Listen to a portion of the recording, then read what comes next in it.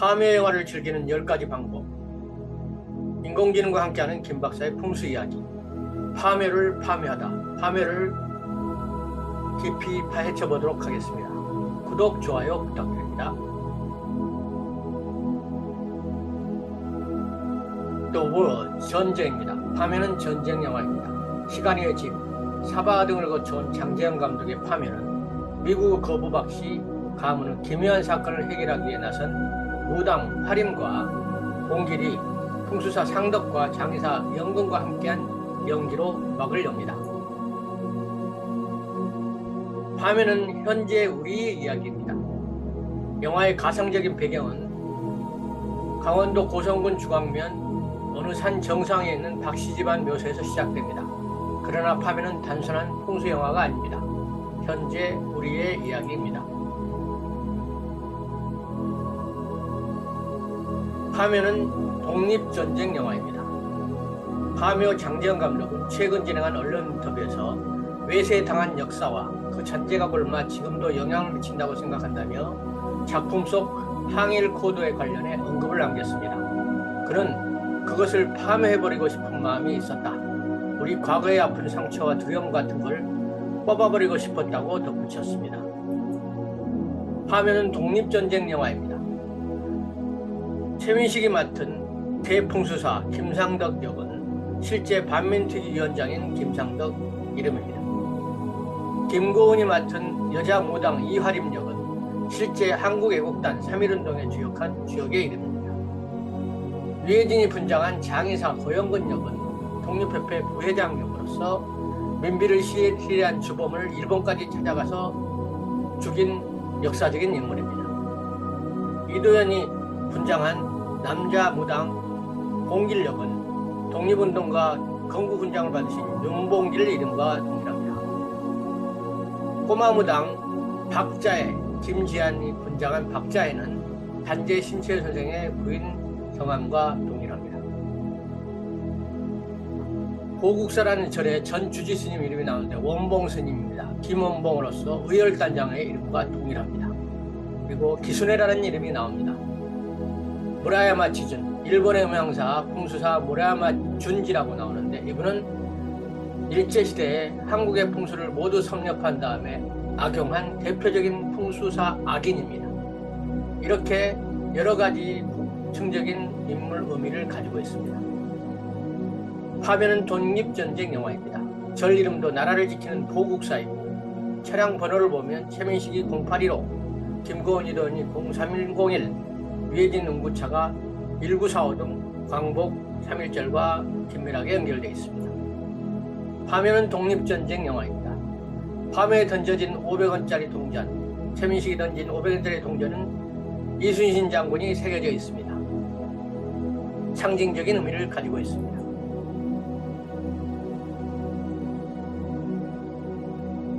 파묘에서 대사 중에 여우가 호랑이의 허리를 부러뜨리다 이런 대사가 나옵니다. 영화 파묘는 한반도의 척추 부분에 박힌 새말뚝과 그 묘세에 얽힌 이야기입니다. 한반도는 예로부터 만주를 호령하는 호랑이로 비춰졌고 물방울 무늬 모양이 척추의 부분입니다. 영화에서 여우가 호랑이 허리를 부러뜨린다는 대사가 나오는데 한국의 등장인물은 대풍수사 상도, 여자무당 마구할미 등입니다. 일본 등장인물은 일본 풍수사 무라야마 지준, 음향사이죠. 루사 원헌, 남자무당 등입니다. 풍수 영향과 원기 국수, 이를 해결하고자 하는 무당과 풍수사의 혈투 이야기입니다. 풍수 상식을 알아보도록 하겠습니다.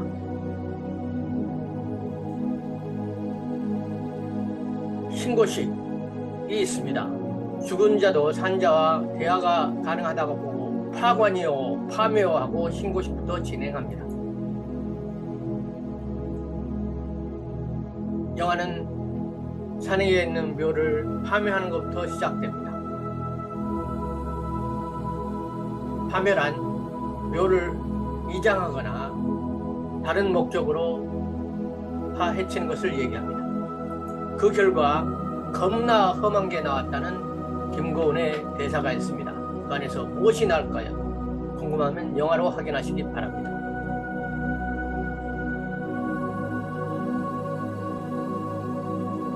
밤의 절정은 괴물과 최민식이 싸워서 이기는 이야기입니다. 그 원리는 음양과 오행의 원리로 설명됩니다. 태극기는 우주의 원리를 설명한 음양의 대립과 조화, 그 다음에 8개 사상을 설명하고 거기에는 목화토금수 오행의 상생과 상극으로 이어집니다. 세상 만물은 이 원리로 돌아간다고 하고 이것에 의해서 문제를 해결하게 됩니다.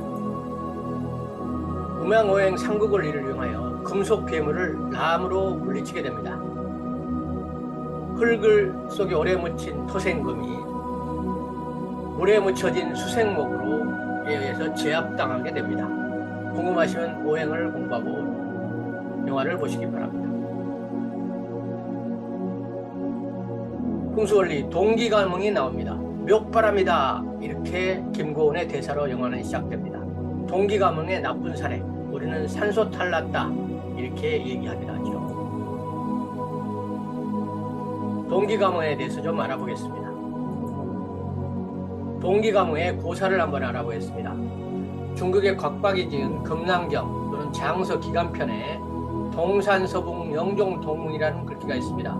서쪽에 있는 구리광산이 무너지니 동쪽에 멀리 떨어져 있는 종이 함께 울린다, 이런 말입니다. 실제 한무제 때 미양궁에 있는 종이 스스로 울렸습니다. 이상하게 생각한 한무제는 삼천갑자 동방삭을 불러 그 까닭을 물었습니다. 동방삭은 서쪽에 있는 구리광산이 무너졌기 때문에 서쪽 광산에서 캐온 구리로 만들어진 미양궁의 동종도 동시에 울렸다고 말했습니다. 한무제는 신화를 시켜 실제 서초구 광산이 무너졌다는 것을 확인했다고 합니다. 한무제는 이 사건에 감탄하여 다음과 같이 말했다고 합니다.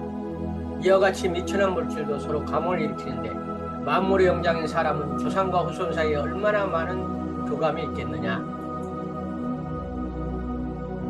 동기감흥은 공면 현상으로 설명될 수 있습니다. 소리급쇠를 보면 똑같은 진동수를 가진 소리급쇠 한쪽을 두드리면 멀리 떨어져 있는 소리급쇠가 동시에 공명으로 울리는 것을 볼 수 있습니다.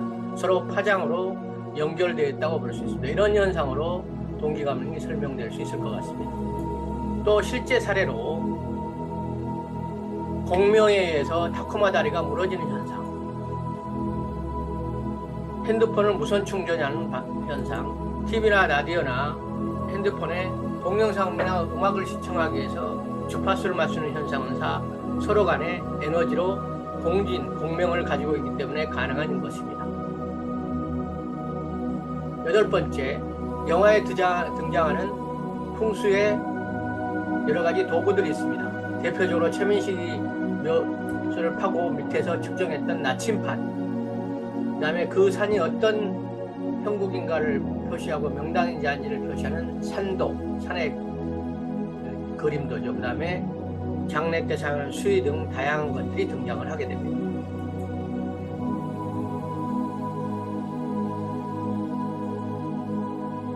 혈토가 나오게 됩니다. 최민식이 흙을 여러 차례 입에 맛을 보고 좋다 나쁘다 평하게 됩니다.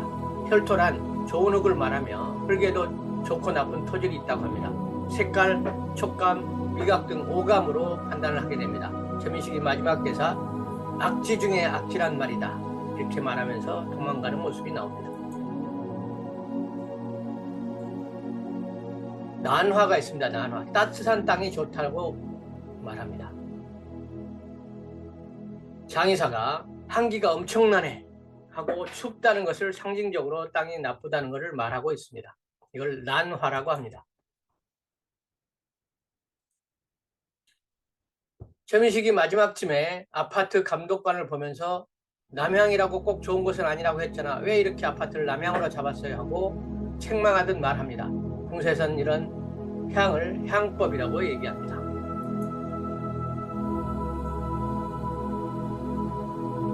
9번째, 장묘문화의 다양한 형태를 영화와 함께 살펴보겠습니다. 여러분이라면 나의 시신은 어떻게 처리되기를 바라나요? 요즘은 3가지 방식으로 처리됩니다. 첫 번째, 땅에 묻는 방식, 개인 토지묘. 두 번째, 가족묘나 공동집묘, 여러 묘를 한꺼번에 공동으로 묻는 방식. 세 번째, 묘 위에 다시 묘를 쓰는 첩장 방식, 혼을 불러 사는 초원장 방식이 있습니다. 두 번째, 태우는 방식이 있습니다. 화장해서 단독주택 혼자 먹거나 공원당에 아파트처럼 공중에 띄우거나 수목이나 잔디 밑에 땅속에 묻혀서 사라지게 하는 방법이 있습니다. 세 번째는 버리는 방식이 있습니다. 산포, 산이나 들이나 물가나 바다에 뼈가루를 날려버리는 방식이 있고 심지어는 우주 밖으로 날려버리는 방식도 있습니다. 어떤 경우는 새의 먹이로 주는 방식이 있습니다. 여러분이라면 여러분의 시신을 어떻게 처리하기를 바라나요? 우리에게 많은 시사점을 던져주고 있습니다. 첩장에 대해서 알아보겠습니다. 첩장이란 최민식이 영화를 보면 관을 팠는데 한참 파고 나니까 또 다른 관이 나온 걸 볼 수 있습니다. 이렇게 이중으로 나무 묘에 또다시 묘를 쓰는 것을 첩장, 중첩했다 이렇게 말을 합니다. 초혼장이 있습니다. 혼을 불러서 묘를 쓰는 경우입니다. 초혼장은 원래는 억울하게 돌아가서 시신을 찾을 수 없는 경우에 시신 대신에 혼을 불러서 안치해 주는 것을 얘기합니다. 한국 영화의 포스터를 보면 묘를 파고 나서 아래를 쳐다보는 모습이 보입니다. 이제서 발견했는데 아이러니컬하게도 영화 감독의 의도였겠죠. 쳐다보는 모습이 한반도 지형으로 하늘이 뚫어져 보입니다. 참 감독이 기획력이 대단합니다. 초혼장의 예시를 한번 보겠습니다. 춘천에 가면 신승겸 장군의 묘소가 있습니다. 왕건을 돕다가 전쟁에서 사망하고 시신도 찾지 못하자 투구와 옷가지를 가지고 묘소를 썼습니다. 이런 것들이 초혼장이라고 합니다. 대표적인 예입니다. 다음으로는 남원에 가면 만인의총이 있습니다. 전국에 여러 개 있는데 대표적인 게 남원입니다. 임진왜란 정유재란 때 일본군이 남원에 대항하는 모든 인민과 군인들을 다 죽여서 몰살했던 적이 있습니다. 그래서 그 시신을 찾지 못하고 영혼을 불러서 만인의총을 세웠습니다. 요즘도 많은 사람이 참배를 합니다. 우리가 전국 곳곳에 가면 충원탑이 있습니다. 충원탑은 시신을 찾지 못하거나 시신을 대신해서 영령을 위로하는 충원탑입니다. 이것도 충원장 형태라고 볼 수 있습니다. 죽은 사람을 위로하고 처리하는 방법은 다양합니다. 자, 그러면 이제 정리해 볼까 합니다. 10번째 마지막. 풍수란 무엇인가? 저의 생각을 한번 말해보겠습니다. 풍수는 미신이나 주술이 아닙니다. 우리가 그렇게 믿는 것은 교육에 의해서 외세가 그렇게 세뇌시켰다고 저는 생각합니다. 두 번째, 풍수는 오감으로 느낄 수 있는 부분과 느낄 수 없는 부분으로 이루어져 있습니다. 그래서 보이지 않으면 믿지 않는 오늘 세상에는 미신으로 오해하기 쉽습니다. 세 번째, 땅의 자연적인 성질을 잘 이해하여 조화롭게 활용하는 환경 생태학이라고 할 수 있습니다. 네 번째, 삶의 터전인 공간 에너지의 상호관계를 잘 이해하고 조화롭게 조절하고 관리하는 에너지학이라고 말할 수 있습니다. 우리는 현대사에서 다양하게 자연을 훼손하고 개발하면서 살고 있습니다. 무분별한 산맥 절단과 수림 파괴, 무분별한 광산과 석재 채취, 문화 비보세설의 무분별한 파괴, 마을숲이나 바위 장성, 건축물 등 의도적인 훼손, 새말뚝, 나무말뚝, 목돌, 불상 이런 여러 가지 현상들이 있습니다. 이것이 우리한테 미치는 영향이 어떤 것일까요?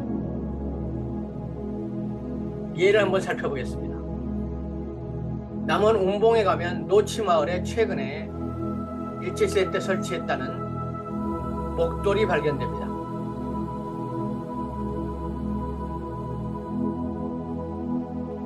사람은 목에 자물쇠를 채우듯 태백산맥에서 지리산으로 넘어가는 가는 고개에 자물쇠를 채우는 그런 형태입니다.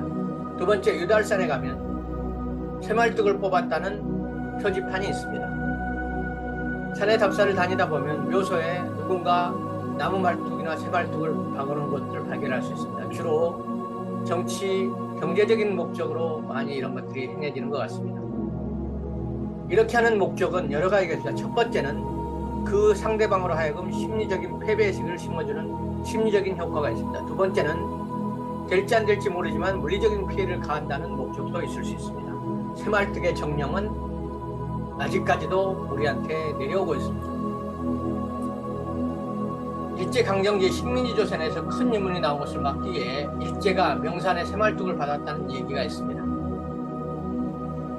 실제 주민에 의하면 일제시대 백두대간과 지리산이 맞닿은 주천면과 원봉의 전개인 남원시 주천면 덕칠이 노치마을에 깊이 5m, 길이 200m의 저수지를 파고 목돌, 자물쇠를 설치하여 인물이 나지 못하겠다고 전해내려며 저수지를 실제로 팠던 생존자의 증인이 전해내려오고 있습니다. 두 번째, 나주에 불상을 받으러 가던 황엄이 동국 여지승람에 의하면 전라도 전원 장성군을 지나다가 그곳에 백지수에 구리못을 박았다고 합니다. 이런 얘기도 전해 내려옵니다. 임진왜란 때 보면 왜군이 경상도 선산까지 쳐들어와서 잠시 그곳에 머물렀는데 그때 왜군 중 한 지사가 있어 그곳을 산맥을 살펴보니 인재가 많이 날 것 같으니까 여기에다가 불을 피우고 숯가마를 묻은 다음에 새말뚝을 받아 활기를 죽였다는 이야기가 선산에 전해 내려옵니다. 조선의 개혁군주가 불리는 정조대왕의 때의 일입니다.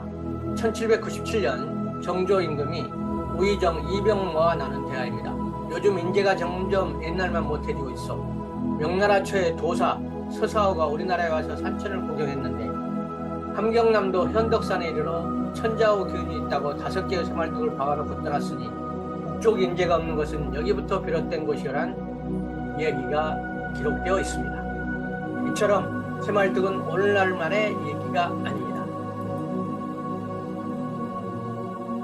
자, 이처럼 자연을 훼손하고 풍수적인 비거 설치를 훼손하고 이런 일들이 많이 일어나고 있습니다.